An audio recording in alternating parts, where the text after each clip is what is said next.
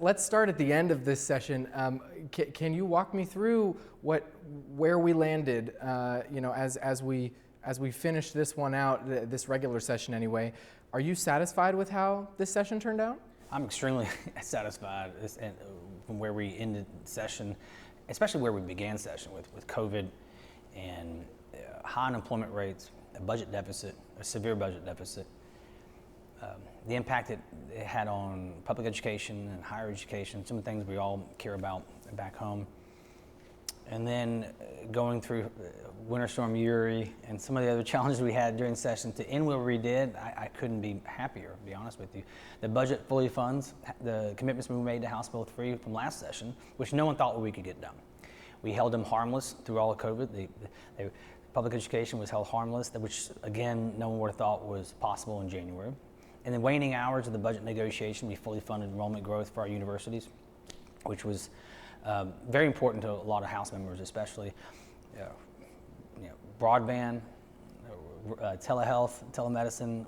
We took care of all that. Eminent domain, which I thought was healthcare reforms, for maternal mortality and children's health insurance program reform, criminal justice reform, which was stuff that wouldn't even get hearings a session or two ago or on the governor's desk. Even the election integrity, the House passed over 20 election integrity bills that are going to the governor's desk that I don't think a lot of people realize. I mean, we took care of a lot of the big items that both members of both parties wanted to get done. And so I'm very happy where things landed. One of the things that I guess threw a wrinkle in the final days was this Democratic walkout over the elections bill, the sort of that overarching elections bill, and as a result, the governor said he's not going to sign off on Article 10 of the budget. That helps fund this place. Can you kind of explain to me your thoughts on whether that's an appropriate reaction to what happened? I understand his frustration. I was frustrated as well. I wanted to get election integrity done. I wanted to get bail reform done. Those were both his emergency items from the governor that were there in the last day. There were also some other items on that calendar that I wanted to get done as well that dealt with brain health. Ms. Thompson had a great brain health bill that dealt with mental health issues. There was a no-knock warrant bill that Representative Wu Howe. There was a great criminal justice bill that also didn't make it because of that calendar dying due to a lack of quorum. But I met with the Democratic caucus by myself, and I told them that, I understand there's a rumor that there will be a quorum break tonight. I have the ability to lock the doors and arrest House members. I was not going to do that because we're going to take this up in some form and fashion. The governor will decide at some point in time. I don't do his job. It's his job to decide when we meet and what we talk about in a special session. But this will happen. We will have a vote on election integrity. So, if you don't want to be here this evening, there's other bills that are going to die because of that, but we will be back discussing this, along with bail reform. And of course, the next day he announced that. Now, my only concern with the Article 10 issue is that constitutionally, legislators get paid no matter what. And it's $600 a month. It's $2.69 after taxes and deduction for myself.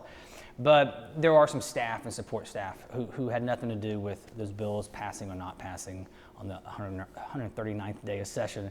So I wouldn't want to see them negatively impacted by vetoing Article 10, but at the same time, I can rest assured that we are going to show up and do the business of Texans when the governor calls us back. The lieutenant governor said that we wouldn't have been in this position had the calendar been managed differently. And he told me, he pointed to House calendar mismanagement as the reason for being in that position in the first place. What is your response to that claim? He's referring to the point in time when we did not meet on a Friday, Saturday, and Sunday. We finished all three of those calendars on Sunday. We finished the Friday calendar, we finished the Saturday calendar, and we finished the Sunday calendar all on Sunday, well into the morning hours. All those bills passed. The issue with Senate Bill 7 had nothing to do with that. We passed. If they would have just passed House Bill 7, Senate Bill 7, as the House passed it, if they would have passed Senate Bill 7 as the House passed it on May 17th, then we wouldn't be having this discussion. I thought we sent them a very great document. I thought we sent them a great bill. We worked really hard on that, and it was true election integrity reform, and it's something that I am certain the governor would have passed. But the House has rules, and when a bill comes out of conference with 24 hours left, I can't just change the clock. That's not how we do it in the House. We just have rules, and we can't suspend the Constitution to hear bills. Onto a special session, at least one.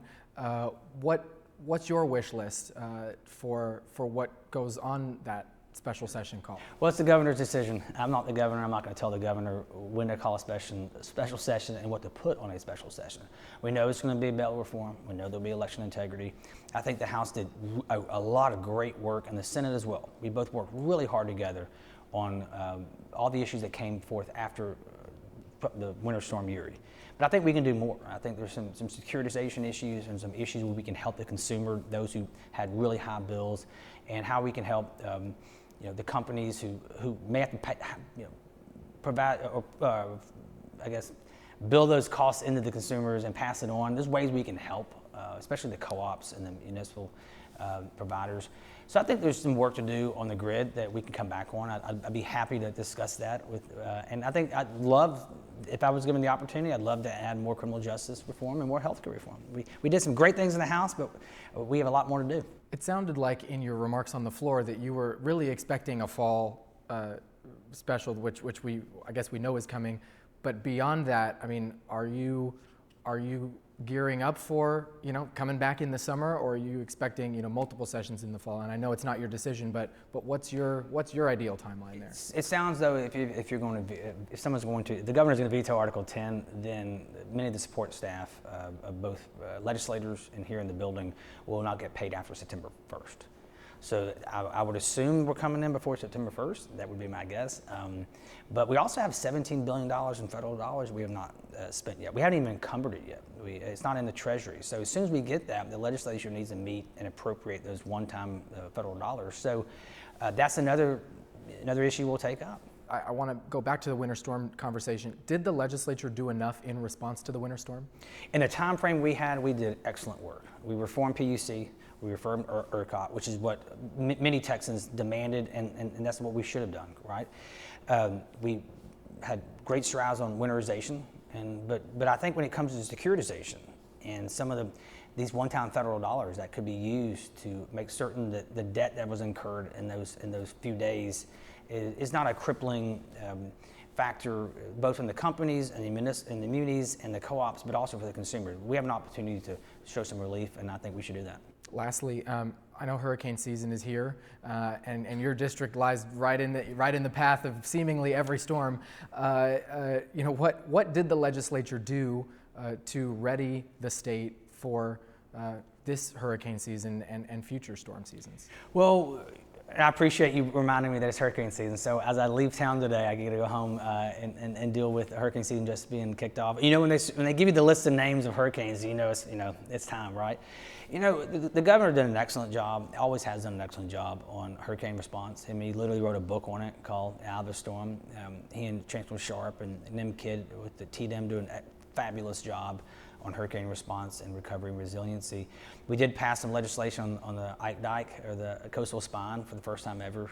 We funded some of that last time. We funded some of it this time. It's a huge issue that it's a decades-long, a solution, but you can't control Mother Nature. You can't. Some of these storms, you just have to take them and respond to them as best you can. I have a very resilient constituency, and we get up each morning, we put our boots on, and we go back to work, regardless of Mother Nature sends us. But Texas has always been a great partner. The governor's always been a great partner in those storms.